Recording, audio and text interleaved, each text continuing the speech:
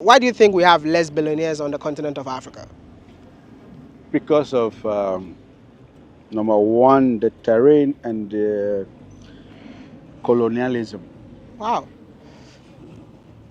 Terrain and colonialism. We've been colonized in such a way that we throw it to the foreigners. At times also our attitude. You know, most African millionaires are always ahead of their businesses. What do you mean? To be a billionaire, your business has to be precedes you. Your business has to be ahead of you. Do you think my name is Magdan? My name is Daniel Macaulay, but my business is ahead of me. So people now call me by my business. Not your real name. Not my real name. This guy's a genius, man. A round of applause, man. A round of applause. A round of applause. When Kwame Nkrumah said a black man is capable of managing his own affairs, this is what he meant.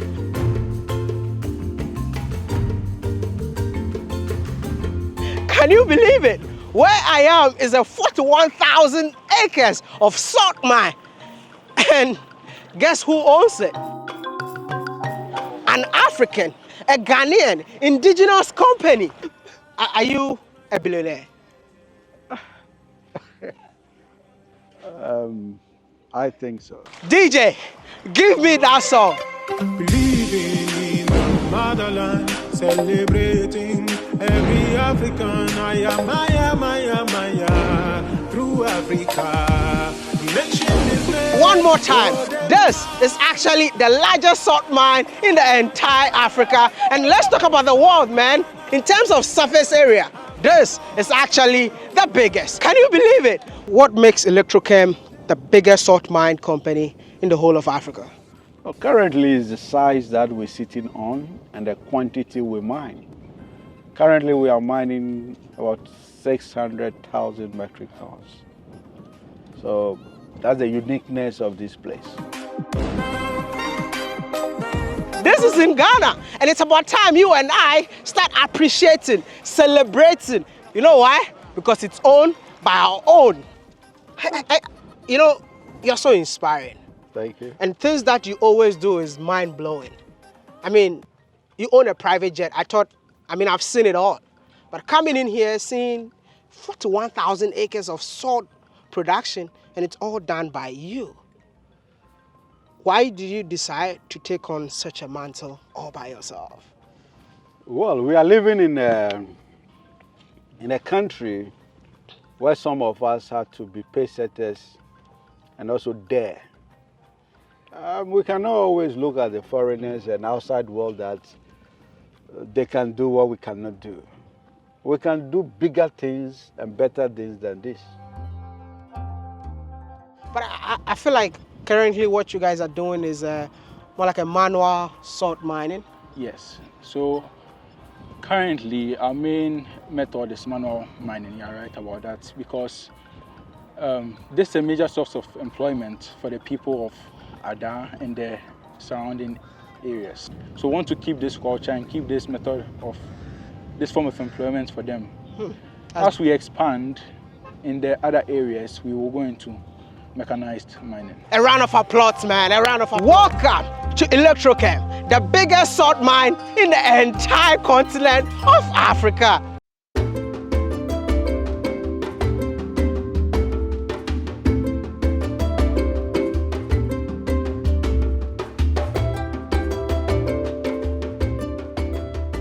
What makes Electrochem the biggest salt mine company in the whole of Africa?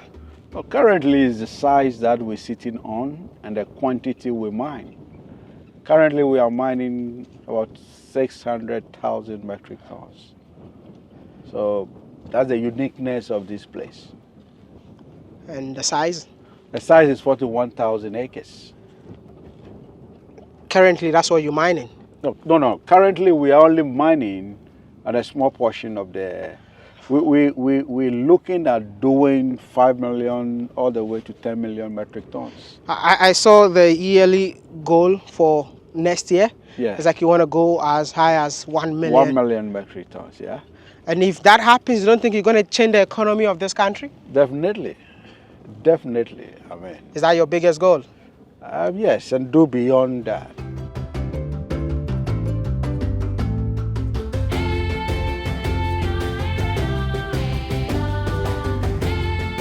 What does it take to do something like this? Actually, you need courage. You need an unlimited courage. Oh my goodness, unlimited. That's what takes you far. Did you ever face any challenge when you decided to bring this dream into reality? Well, this is the place for about 55 years. Anybody who tried failed. Wow. Nobody could come here and succeed. So I walk down here.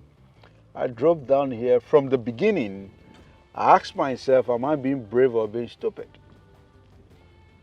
But one thing that keeps echoing in my mind that, look, 99% of the people will say you are wrong. You have to listen to them. It's either you are making a big mistake or you are making history. Are you making history or you're making a big mistake? Well, we haven't finished yet, but I believe that we have come too far to be making mistakes.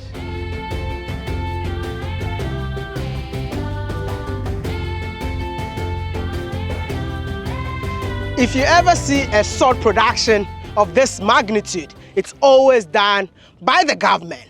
But you won't believe that this one person, an individual, is doing all this. And I just want to know, why did you decide to take on such a mantle all by yourself?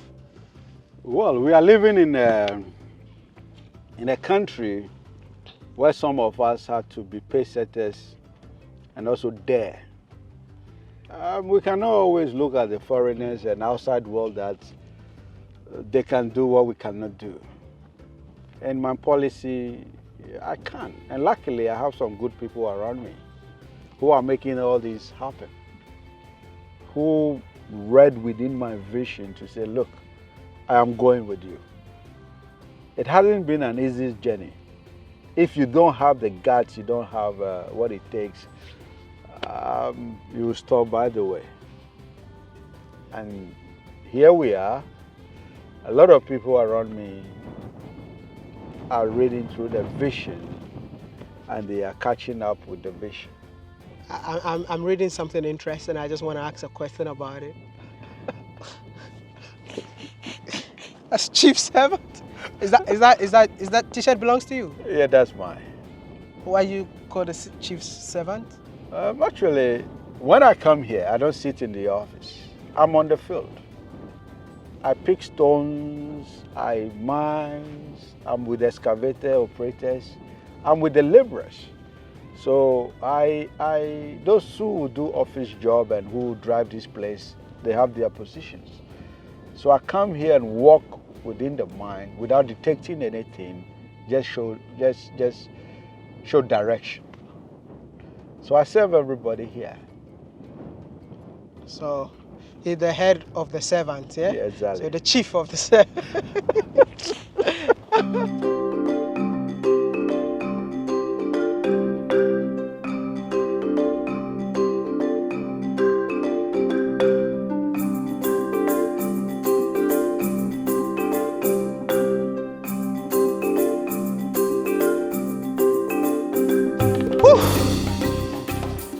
Climbing up here feels like you're on top of the watchtower, man, because you can literally see every corner of the concession.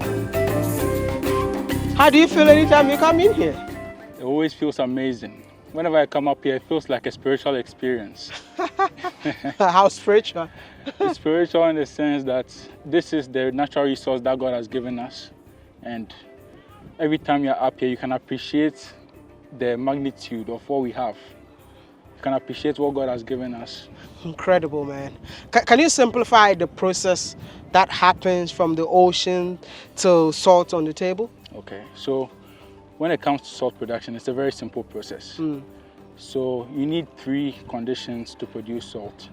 That is, you need a sun, you need wind, and to get high quality salt, you need a long travel time. So from the intake, we have about 4 evaporators. So the brine from the sea, brine is basically salt water. The brine from the sea is pumped into the lagoon. We have a lagoon, and from the lagoon we pump it into the evaporators. So the seawater travels from the lagoon through the evaporators into our reservoirs. Yes, so when it gets into the reservoirs, we have PCRs here. It goes into the PCRs. So from the intake to the evaporators to the reservoirs to the PCRs. PCRs are pre-crystallizers. Yeah. The main purpose of this process is to increase the salinity of the salt. It's to increase the quality of the brine. Because also, the more seawater travels, the more the impurities fall off. So with seawater, you don't just get sodium chloride, you get other minerals in it, such as magnesium, such as bromine, which are, and sulfur. These are insolubles that are not good for salt. You just need pure sodium chloride. So to get pure sodium chloride, you need to travel the brine to allow the impurities to fall off, to get the highest quality of salt. In order for Electrochem to produce 650,000 metric ton per annum, they have to get the raw materials from here. And the mechanism behind this is really mind-blowing. The fact that they've paved the way for the seawater. How did you guys do it? All right, so we have equipment here every day. They open up the seashore, and then we put stones to create a barrier so that more sun doesn't come in. And beautifully, you open up the sea onto land, and it finds its way. So that's the beginning of the whole production process for the salt work, getting seawater onto land. So which means that the seawater is the raw material, and no chemical is added to get the... Exactly, no chemical, purely natural, organic seawater that flows. No additives. Is there any point that the water gets so high? Yes, so, by nature, the sea has a high tide and low tide, depending on the position of the moon. Yeah. So what we see now is actually the beginning of the high tide. This is not the peak. By 5 p.m., 6 p.m., it would overflow all these stones. Wow. And you can't cross it. Yeah, so it happens during the day and also during the month. But then we work here every day to take advantage of the fact that even if it's low tide, we work to get some intake. When it's high tide, then it's bumper harvest.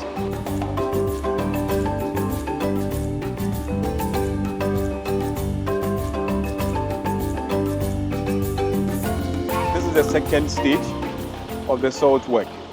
After the seawater has been channeled from the sea into the lagoon, we use 3 vertical axial pumps to pump or lift the seawater into the bigger lagoon, which we call the evaporators. So the second stage is the evaporation stage. And that is where the plenty water molecules that are in the seawater has to evaporate. It travels a distance of about 26 kilometers between here and where it finally crystallizes so that we get the pure sodium chloride salt. During the process, the unwanted ions that are in the salt, like magnesium, calcium, which we do not eat, we do not want in the salt we produce, they get to drop behind in the lagoon as it's traveling that 26 kilometers. And by the time it reaches the crystallizing stage, we have a pure sodium chloride that everybody can enjoy.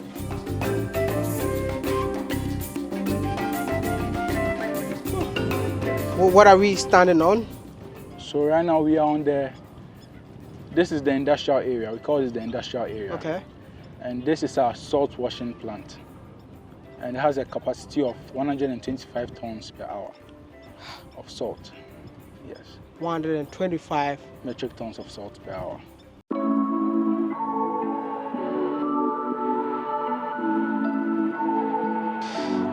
Dr. Macaulay, I mean, in Ghana, everybody know you to be Magdan shipping. I mean, you are into logistics. Yeah. Now you're into salt production. Why salt production in the first place? Well, for me, when I look at the extractive industry, It's all dominated by foreigners. I wanted to do chemicals, not really salt. But this is just the beginning of international chemical production. So this is a raw material to scale me up. And also, Ghana happened to be one of the best places you can get the best quality of salt. When I did my research, and I chanced here So I have to take advantage of the opportunity this place has to start building a whole industry. And I also believe that we got this somewhere that we have to industrialize. We have to build this country in certain areas. So my appetite and my hunger. So if I understand you very well, you're trying to change the narrative of our country being dominated by foreigners. Definitely, I mean. So you believe, in the words of Kwame Nkrumah, that a black man is capable of managing his own affairs? We are more than capable, more than capable. So what do you think that why are we not managing our own affairs? Well, it's of different factors. Number one is our attitude. Number two is our mentality. Number three is about leadership. These three factors, for me, I believe, is making us be a bit inferior mentally. Because this is not rocket science. I mean, we are in the extractive. We have so much abundance. Why can't we do it? Is number one our attitude. I mean, what kind of attitude are you talking about? Well, the right attitude, the right positive attitude to think we can. You know, we forgive me to say this. I don't want to chase cheap money. I want to work hard to build something, to build a legacy. I want to build a dynasty, right? I want the youth, I want the youth of this country to believe in themselves. I want the youth of this country to understand that we can. No matter how difficult it is, this is our own. We can. Are you trying to say that it's possible to make it in Africa? What else will you make it? How does it feel to be the CEO of this great company? To me, I think it's presidency within presidency. If you have the privilege to superintend over $6 billion in revenue company, I don't think it's a joke. So to me, I feel it's a mission, and it's an industry that has the potential to transform the fortune of this country. Yeah. Why do you say that it's going to transform, the economy of this country? We are going outside there looking for loans, Eurobond, for $350 million. We are not even getting it. Are you getting me? So this is an industry that can give you up to $6 billion. So that being said, a lot of it will go into tax revenues. A lot of it will go into royalty to the government. So this is right in front of us here. And we can use this to transform this nation and become economically independent. We don't have to rely on loans. We don't have to rely on IMF and anything. The good thing about this too is that this is a private sector initiative. And being a private sector, not only private sector initiative, but indigenous industry owned by 100% owned locally. This is unprecedented. So we are sitting on history, and history is in the making. How many people have you employed in here? So far, currently, we have over 1,000 people directly on our payroll. And we have another close to 5,000 people indirectly making their living because of our existence in the community. As we sit right now, we need about 2,800 additional miners that will be employed as casual labor, miners, and what have you. So this is something to me is very significant, and it's something that we need to pay attention to. How long has Electrochem been in existence? So Electrochem took over this concession 3 years ago. Okay. Active production started 2 years ago. How has been the challenge from the locals within the area? So the challenges are there, but what you realize first is that there are some people that are always against progress. It doesn't matter where it is. When transformation progress is coming, there are some people that are against it. And through that, some of them tend to be the loudest in the community.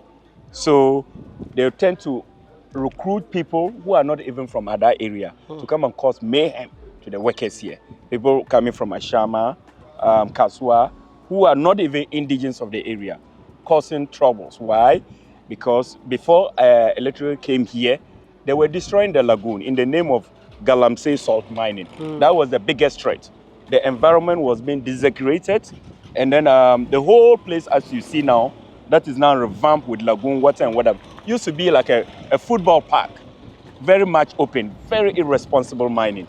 So when electric came in, we tried to put in the order. If you are coming to do Galamsey, you are not allowed. After all, the 41,000 acre concession belongs to Electrochem. But we realized that we cannot monopolize the salt production in order for there to be peaceful coexistence. So what we have done is create what I would call community pond system, where Electrochem, alongside our concession, we have created ponds, crystallizers in significant quantities, and then give them out to the communities for free. So we also continue to supply them with quality brine. When I say brine, the seawater that evaporate and eventually turn into salt, we supply it to them for free. So now they have the ability to do production for 2 or 3 cycles. Before then, they were only doing just 1 cycle because they do not have the technology, or for that matter, the investment to be able to do that. So the life of an average Ada salt artisan has actually improved. If you ever imagine how people that work in here gets paid, this man is the cashier, but he's a cashier in terms of what? A coupon. He gives you this coupon? Yes. Like one person can take as much as... Okay, so depending on the number of coupons a person can get, depends on the number of the goods that maybe, let me say if you are 5, you can go more. And if you are 1, you might not go more because of one person pushing carry. So this one is 13.50. Okay.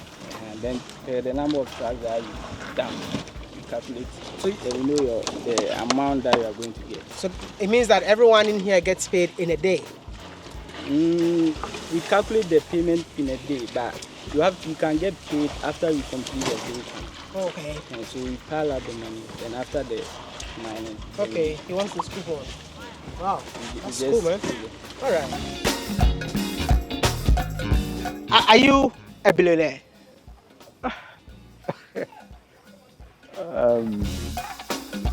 I think so. Is it rich people are so humble, eh? Listen, are you a billionaire? Yes or no? I think so.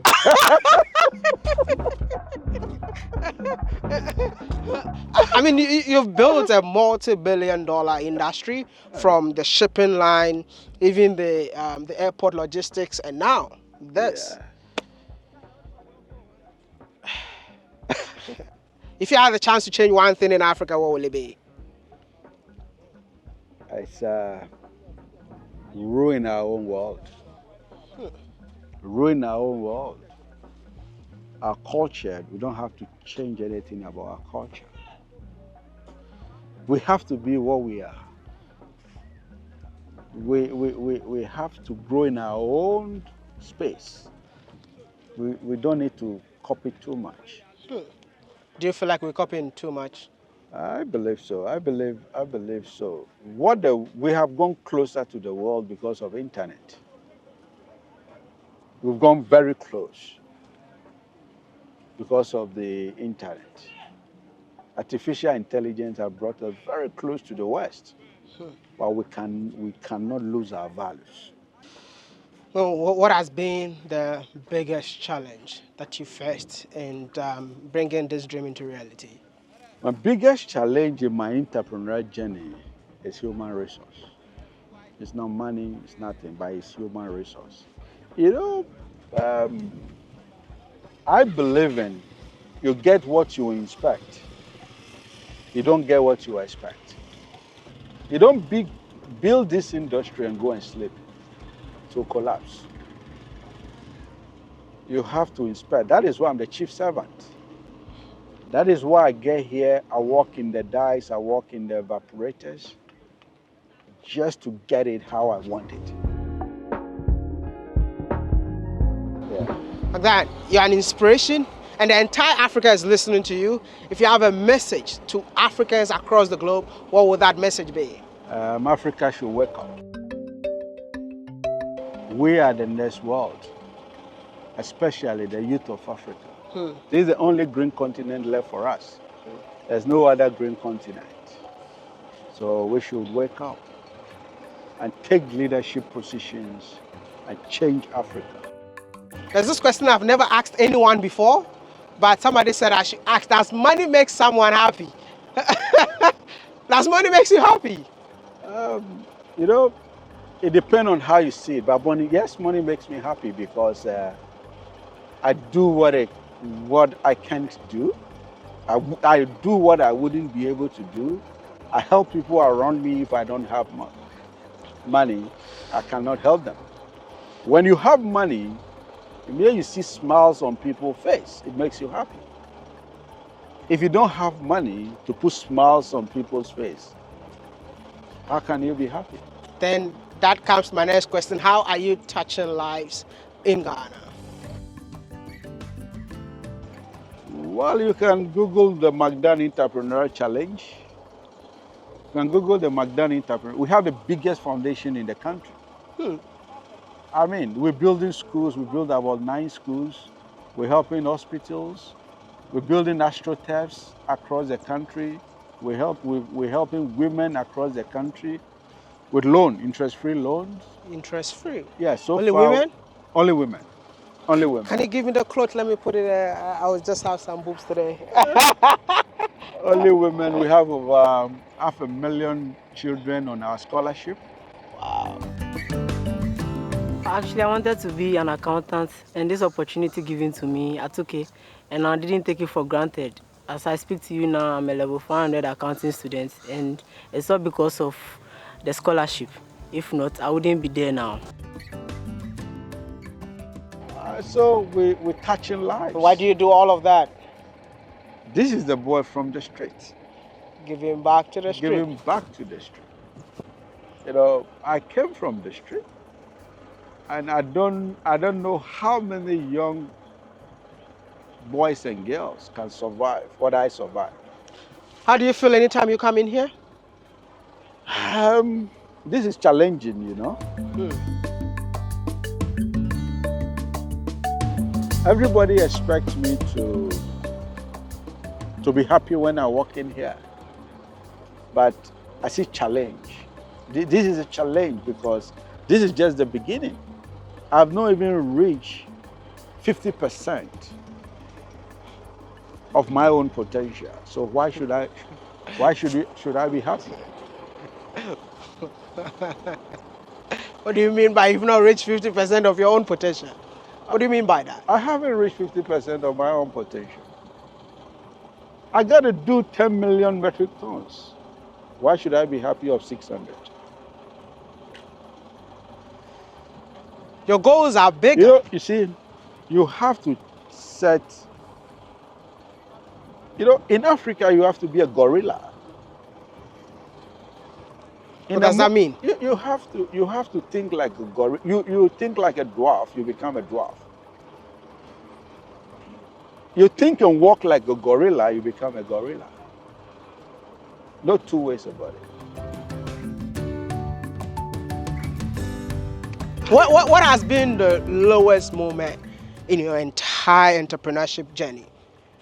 The lowest moment? The lowest moment in my journey, should I call it my lowest moment? I don't think I've seen any lowest moment in my entrepreneurial journey. Why? Well, what people think is unfortunate for me, it's not. Where people expect me to go low, no. It comes as an experience. Every misfortune becomes part of your business journey. So what do you do? Honestly, I'm thinking about it. It doesn't make me a Superman, but it's the mentality.